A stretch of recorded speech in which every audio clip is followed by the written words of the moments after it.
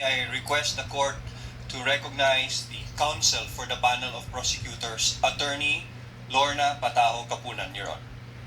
Attorney Kapunan, counsel for the prosecutors is recognized.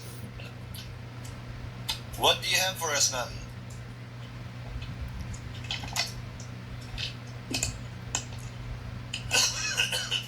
Magandang gabi po sa inyong lahat. Attorney Lorna Kapunan, counsel for the prosecutors, under the control and supervision of the House Panel of Prosecutors. If I may, Your Honors. Please proceed. I can see Senator Panfilo Lacson coming in at narinig ko po yung kanyang interview nung sinabi po niya na baka magkaapo na tayo dito at magkaroon na ng national bird, hindi pa tapos ang impeachment trial na to. We have seen, this is, Ma'am, you said national bird? hindi po ba, Senator Lacson? Well, somebody who interviewed you said that you said that. Must be another senator judge or another person. Talking about birds, okay. Please proceed, ma'am. I never talked about birds. Then definitely my information was hearsay. In any event, in the last 4 trial days, we have had several hours of legal calisthenics, direct examination, cross-examination, and today we also had redirect and recross. A total of approximately 8 hours a day and 2 witnesses. Today we are supposed to hear a subpoenaed witness, Attorney Zulaika Lopez. And after her, another witness subpoenaed or called to appear here, Captain Belinda Bello. After hearing the 2 competent and credible witnesses, not expert witness, but through their credentials showed that they were competent to testify on the matters that they were asked to authenticate. After evaluating through these 2 witnesses, 19 documentary evidence from Agent Kalilong and 45 documentary evidence from our recent witness, Attorney Lotok. And after the very clarificatory and probing questions of our senator judges, after evaluation, and not only during this 5-minute huddle,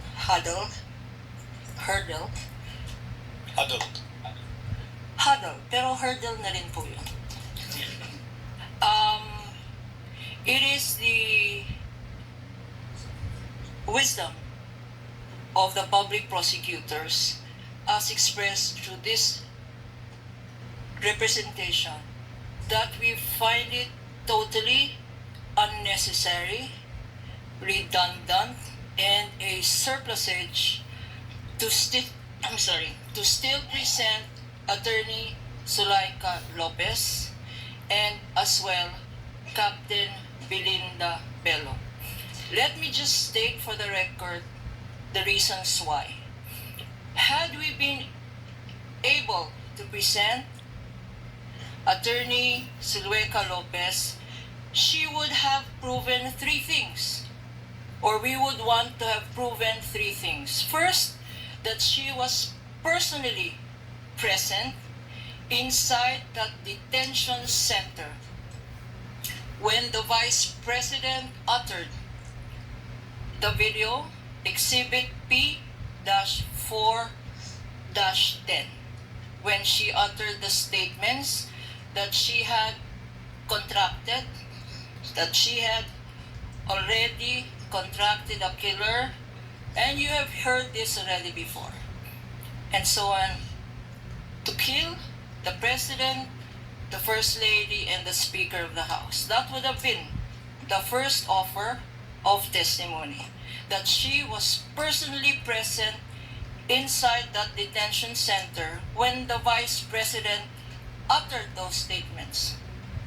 Admitted already, admitted by no less than Attorney Vinluan here, who in his closing remarks or opening remarks mentioned more than 10 times that that press conference occurred, Attorney Zulueta and the Vice President was there, and that in that press conference or a live broadcast, the Vice President did utter the statements we have heard time and again, Exhibit P-4-10. Although Attorney Vinluan says yes, 10 times, I counted just now. I counted that the admission there as to the utterance was made 10 times. Although Attorney Vinluan did say that it is a matter of interpretation, he says that the Vice President did not act as Vice President when she made those utterances. He attempted to give a humane picture to the Vice President, that she had reacted as mother, sister, brother? No. And that she was not reacting in her capacity as Vice President.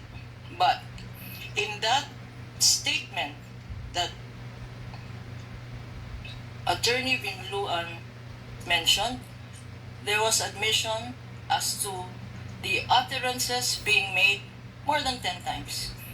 He said, our interpretation is wrong, but again, that is left to the discretion of this court. So that was the first offer. The fact that there were utterances made in a press conference and that Attorney Zulueta was president.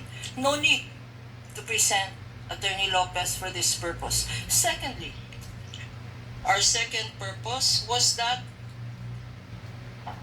Attorney Zulueta Lopez was not only present, but so were other media personnel present there who heard the utterances of the Vice President.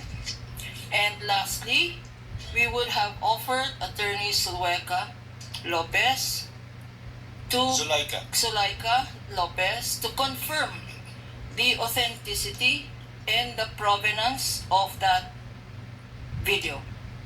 Exhibit P-4-10. Totally unnecessary because why? Because the defense themselves used the very same video, said exhibit, in their defense when they showed Attorney Zulueta crying and allegedly complaining about the violation of our human rights. So by their own admission, there is no question about this video. And so it is our contention, and we hereby manifest that with these admissions on file, and thank you to the senator judges for the clarificatory questions propounded, and I'd specifically like to say thank you to Senator Tito Sen, Vicente Soto, for in his brief statement, by virtue of clarificatory, brought us back to what this trial is all about. We are not a criminal court, and much time has been spent. Is there grave threats? Is there inciting to sedition? All of this is relevant. But in the context of, is it by doing these grave threats and by inciting to sedition, does it make the Vice President a violator of the Constitution? Does it make her a violator of her solemn oath of office? Is this a high crime? Is this betrayal of public trust? That is what this impeachment is all about. It is not what Attorney Binluan says. If it is grave threats, by all means, we admit. Prison correctional, 6 months to 6 years. And that's a fine of 2,000 pesos. If it is sedition, the same. MTC should be trying these crimes, or the RTC. But that's not what this is all about. Attorney Kapunan, Okay. with your indulgence, kindly Last sentence. take up the matter of the presentation of witnesses. Correct. Because that is the subject at hand. So going back to going back to why we are making this manifestation, we have said, and I have said on behalf of the public prosecutors, Your Honors, that we will no longer be presenting Attorney Sulweka and Sulaika Lopez. And, Your Honors, in addition, because the testimony of Captain Belinda Bello is merely corroborative, she would have been presented only to corroborate the fact that there was a transfer order made in the detention center, and that transfer order had been the subject of the video or press conference of November 23, 2024. And so, Your Honors, we are also no longer going to call as a witness Captain Belinda Bello. With that, Your Honor, I think the reminder of Senator Lacson that the accused, that the respondent is entitled to a speedy trial. Prosecution, the prosecutors would want this to be a reminder to all. We are doing our part. We have reduced trial dates by lessening our presentation on this article by 2 witnesses, Your Honor. And therefore, we would also request that the same be also a reminder to the defense counsels or the counsels for the defense. Your Honor, please, in my 48 years of practice as a private lawyer, and I'm grateful for this chance, I have learned 2 things in litigation. The first thing I have learned is, first, learn when to present and not to present a witness, and second, learn when to stop. And I think that should be our takeaway from this manifestation. We have decided from the evidence presented and from everything in consideration that we will not present these 2 witnesses. And on that note, I will also say, we know when to stop. And this is where I stop. Thank you. Thank you.